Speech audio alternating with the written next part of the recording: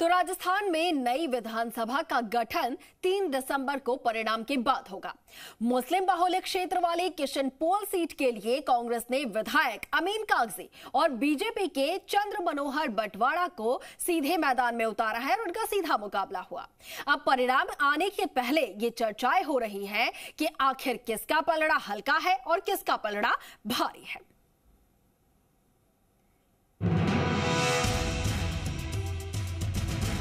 राजधानी जयपुर में किशनपोल विधानसभा सीट एक ऐसी सीट है जहां पर सबसे कम वोटर्स हैं और यहां पर महिला वोटर्स की संख्या भी 1 लाख से कम है। इस सीट पर कुल वोटर्स की संख्या 1,93,136 है, जिसमें महिला वोटर्स की संख्या 91,698 है। खास बात यह है कि हर विधानसभा सीट पर वोटर्स की संख्या लगातार बढ़ती रही है, लेकिन किशनपोल सीट पर करीब 6,000 वोटर्स पिछली बार के मुकाबले कम हो गए हैं। लेकिन सबसे कम वोटर्स होने के बावजूद यहां मतदान प्रतिशत बढ़ा है। किशनपोल में 4.96% मतदान बढ़ा है। इसके बाद कांग्रेस कयास लगा रही है कि वोटिंग प्रतिशत उनके खाते में बढ़ा, जबकि बीजेपी कह रही है कि मोदी के रोड शो का असर किशनपोल पर हुआ है। किशनपोल विधानसभा सीट के राजनीतिक इतिहास की अगर बात करें तो 1990 में बीजेपी के रामेश्वर भारद्वाज को यहां से जीत मिली। वो 1993 में फिर से विजयी हुए।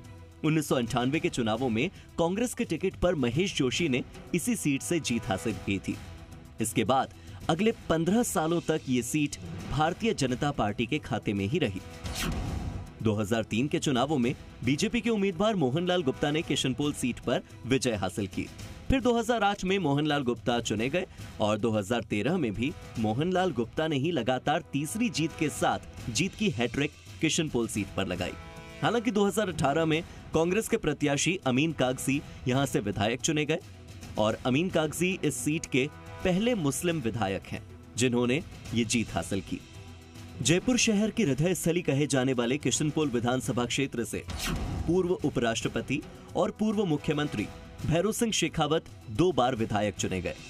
भैरों सिंह शेखावत ने 1962 में और दूसरा चुनाव 1967 में इसी सीट से जीता था। इस क्षेत्र में हिंदुओं का पलायन लगातार राजनीतिक चर्चा का विषय बना हुआ है। आशीष चौहान, जी मीडिया, जयपुर।